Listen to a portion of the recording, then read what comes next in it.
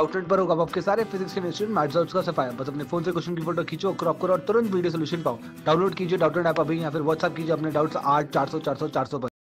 तो इस क्वेश्चन में देखिए वो क्या बोल रहा है। An aqueous solution contain 10% ammonia by mass and has a density of 0.99 ग्राम पर centimetre cube. Calculate hydroxyl and hydrogen ion concentration in this solution. हमें इस सॉल्यूशन में अब हाइड्रोक्सिल और हाइड्रोजन आयन दोनों की कॉन्सेंट्रेशन निकालनी है और हमें K की वैल्यू दी है NH4 पॉजिटिव आयन के लिए 5 × 10⁻10 मोलर। ठीक है, तो आपके पास क्या है, आपके पास सॉल्यूशन है अमोनिया का, और अमोनिया का जब भी जो सॉल्यूशन होता है वो हमारा हमेशा अमोनियम हाइड्रोक्साइड की फॉर्म में एग्जिस्ट करता है। ठीक है, जैसे अगर आप अमोनिया लो तो अगर आपके कोई अमोनिया का सॉल्यूशन बना रहे हो तो ऑब्वियसली वो जो होगा वो अमोनियम हाइड्रोक्साइड की फॉर्म में एग्जिस्ट करेगा। ठीक है, तो अब जो ये अमोनियम हाइड्रोक्साइड है ये क्या करेगा, डिसोसिएट होगा NH4 प्लस आयंस में और OH नेगेटिव आयंस में। तो अगर हमें इस OH नेगेटिव आयन की कॉन्सेंट्रेशन का पता चल जाए तो हमारे पास OH नेगेटिव आयन की कॉन्सेंट्रेशन आ जाएगी और हम उससे H पॉजिटिव आयन की कॉन्सेंट्रेशन भी निकाल सकते हैं। तो अगर हम मान लें कि आपका जो NH4OH है इससे कॉन्सेंट्रेशन कुछ इनिशियली C है, तो ऑब्वियसली फाइनल कॉन्सेंट्रेशन इससे कुछ C - C अल्फा होगी, इसकी C अल्फा और इसकी C अल्फा। ठीक है, तो ये हो गया आपके पास। तो बेसिकली हमें अब C अल्फा की वैल्यू निकालनी है, उसके लिए चाहिए हमें NH4OH की कॉन्सेंट्रेशन। तो इसकी कॉन्सेंट्रेशन निकालने के लिए हमें उसने दो चीज़ें दी है कि आपके पास एक तो 10% है मास बाय मास और एक उसकी डेंसिटी दी है। ठीक है, तो इन दोनों वैल्यूज़ को यूज़ करके हम कॉन्सेंट्रेशन निकाल लेंगे और उसके बाद चाहिए हमें अल्फा की वैल्यू। तो अल्फा जो होता है वो हमारा क्या होता है, √KB/C। ठीक है, तो ये होगा आपका अल्फा। अब यहाँ पे भी जो क्वेश्चन है इसमें हमें KB की वैल्यू नहीं दी है, इसमें हमें क्या दी है, Ka की वैल्यू दी है। ठीक है, K की वैल्यू दी है NH4 पॉजिटिव आयंस के लिए, NH4OH के लिए हमें KB की वैल्यू इसने नहीं दी है। ठीक है, तो और लेकिन हम क्या कर सकते हैं, हम KB की वैल्यू निकाल सकते हैं क्योंकि हमें पता है कि जो आयनिक प्रोडक्ट ऑफ वाटर होता है वो हमारा Ka × KB होता है। ठीक है, और इसमें Ka और KB कॉन्जुगेट एसिड बेस होने चाहिए।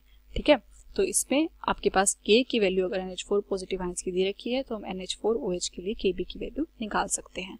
तो यहाँ से इस फॉर्मूला को यूज़ करके हम KB की वैल्यू निकालेंगे और फिर वहाँ से अल्फा निकालेंगे, और उससे पहले हमें चाहिए इसकी कॉन्सेंट्रेशन जो हम इसको यूज़ करके निकालेंगे, तो वहाँ से हमें OH नेगेटिव की कॉन्सेंट्रेशन आ जाएगी। ठीक है, तो सबसे पहले हम निकालते हैं अमोनियम हाइड्रोक्साइड की कॉन्सेंट्रेशन क्या है। तो NH4OH आयंस की हमें कॉन्सेंट्रेशन निकालनी है, हमें दिया है 10% weight by weight. Weight by weight का क्या मतलब है कि वेट बाय वेट जो परसेंटेज होती है वो होती है वेट ऑफ सोल्यूट, जो कि है हमारा इस केस में ammonia, divided by weight of solution. ठीक है, तो ये होती है हमारी वेट बाय वेट परसेंटेज का फॉर्मूला। ठीक है, तो इसका मतलब ये है अगर हमारे पास 10% दिया है, मल्टीप्लाई बाय 100 होता है यहाँ पे, अगर मैं इस 100 को इधर ले जाऊं तो हमारे पास क्या आ जाएगा, हमारे पास एक रेशियो आ जाएगी weight of ammonia divided by weight of solution. ये हमारे पास है 10/100। तो इसका मतलब 10 ग्राम्स आपका जो अमोनिया है वो प्रेजेंट है 100 ग्राम्स ऑफ सॉल्यूशन में। ठीक है, तो हम क्या बोल सकते हैं कि जो आपका मास ऑफ अमोनिया है वो 10 है और जो वेट ऑफ सॉल्यूशन है वो हमारा 100 है। अब हमें निकालना क्या है, हमें निकालनी है मोलैरिटी। मोलैरिटी हमारी क्या होती है, number of moles of solute divided by volume of solution. तो number of moles of solute निकालने के लिए तो हम क्या कर देंगे, directly given mass divided by molar mass, और अमोनिया का गिवन मास हमने देख लिया क्या है 10 ग्राम्स, तो हमारा जो नंबर ऑफ मोल्स हो जाएंगे वो 10 divided by it's molar mass, और अमोनिया का मोलर मास होता है 17। ठीक है, अब चाहिए हमें वॉल्यूम ऑफ सॉल्यूशन, और हमारे पास वेट ऑफ सॉल्यूशन है वो भी ग्राम्स में, दैट इज 100 ग्राम। ठीक है, अब हमें पता है कि जो आपकी जो डेंसिटी होती है वो होती है मास बाय वॉल्यूम, तो हमारा जो वॉल्यूम हो जाएगा वो क्या हो जाएगा, मास बाय डेंसिटी।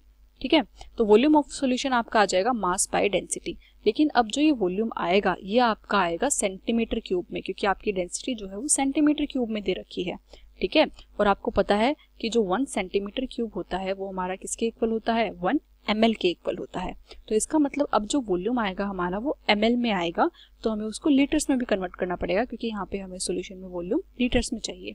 ठीक है, तो ये तो हमने नंबर ऑफ मोल्स लिख दिया। अब हमें चाहिए वॉल्यूम। वॉल्यूम होगा हमारा मास जो कि है हमारा 100 ग्राम डिवाइडेड बाय डेंसिटी जो हमें दी है 0.99। ठीक है, तो अब ये आ गया हमारा वॉल्यूम, लेकिन अब ये वॉल्यूम ml में है तो इसको क्या करेंगे, लीटर्स में कन्वर्ट करेंगे, उसके लिए मल्टीप्लाई कर देंगे 1000 से।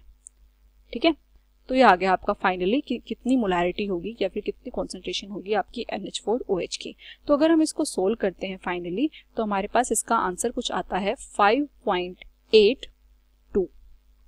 ठीक है, तो ये आ गई हमारे पास NH4OH की कॉन्सेंट्रेशन। तो फर्स्ट पार्ट हमारा हो गया, हमने कॉन्सेंट्रेशन निकाल ली NH4OH की। ठीक है, अब हमें क्या निकालना है, अब हमें निकालना है Kb। Kb हमारा हो जाएगा Kw डिवाइडेड बाय Ka। अब हमें क्या चाहिए, हमें चाहिए Kb जो कि हमारा हो जाएगा Kw डिवाइडेड बाय Ka।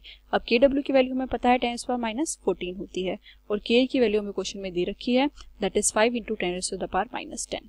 तो इसको डिवाइड करेंगे 5 × 10⁻10 से। ठीक है, तो अगर हम इसको सोल्व करें तो हमारे पास इसका आंसर कुछ आता है 2 × 10⁻5। ठीक है, तो ये आ गई हमारे पास Kb की वैल्यू।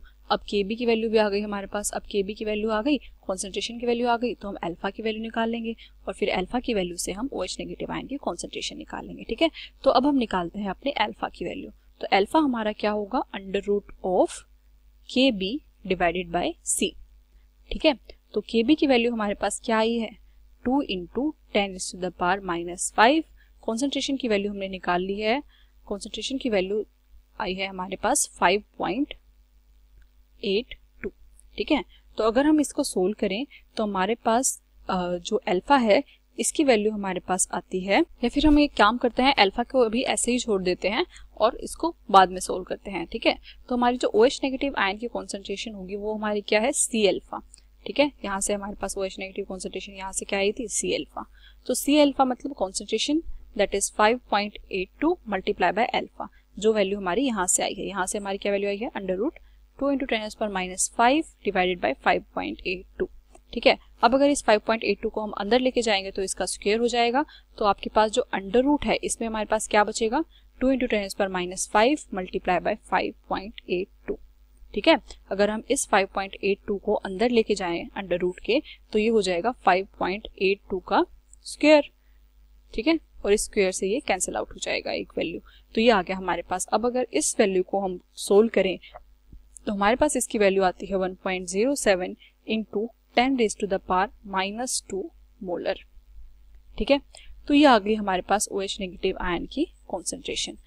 तो एक तो हमें हाइड्रोक्सिल आयन की कॉन्सेंट्रेशन निकालनी थी, वो तो हमारे पास आ गई। अब और हमें निकालनी है H+ आयन की कॉन्सेंट्रेशन। तो जो H+ आयन की कॉन्सेंट्रेशन और OH नेगेटिव आयन की कॉन्सेंट्रेशन, इन दोनों का जो प्रोडक्ट होता है हमें पता है किसके इक्वल होता है, 10⁻14 के इक्वल।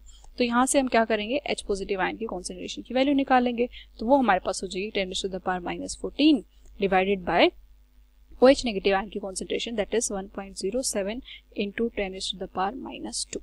ठीक है, अब अगर हम इसको सोल्व करें तो हमारे पास इसकी वैल्यू कुछ आती है 0.9268 × 10⁻12 मोलर।